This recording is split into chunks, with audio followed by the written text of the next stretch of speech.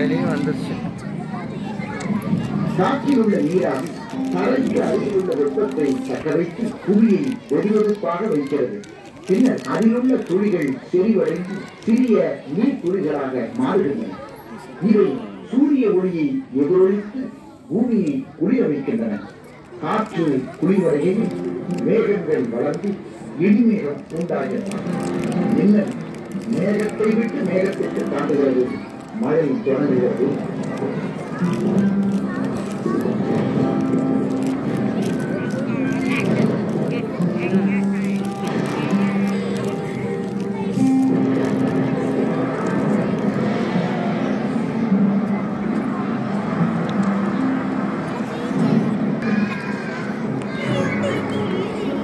நதிகள் உருவாகின்றன. புவியின் ஈர்ப்பு விசை இந்த நீர்த்துளிகளை புவிப்பரப்பிற்கு ஈர்க்கிறது. பெரும்பாலும் கடும் இடியுடன் கூடிய மழையாக நீர் வேகம் இந்த துளிகள் கடலில் வந்தடைகின்றன. விரைவில் நதிகள் மழைநீரால் இறந்துவிட்டன.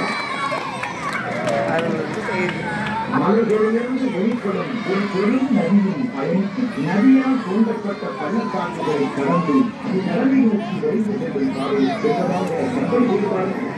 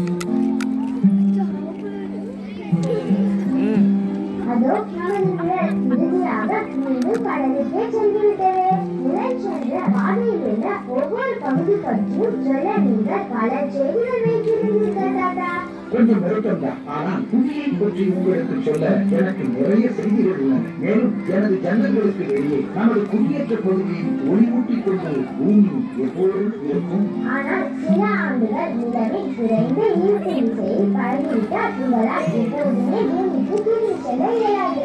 கவிதா, நாம் எதை நம்மோடு எடுத்துச் செல்கிறோமோ அதுதான் நமது வீடு என கற்றுவிட்டேன். நமது குடும்பம் எங்கிருக்கிறதோ அதுதான் நமது வீடு. மேலும் எனது முதிர்ந்த தசைகளையும் எலும்புகளையும் இழுக்கும் பூமியின் கடும் ஈர்ப்பு விசையில்லாத இந்த இடத்தில் என்னால் மேலும் பல ஆண்டுகள் குழந்தைகளோடு இனிமையாய் வாழ்ந்திருக்க முடியும். நன்றி, வணக்கம்.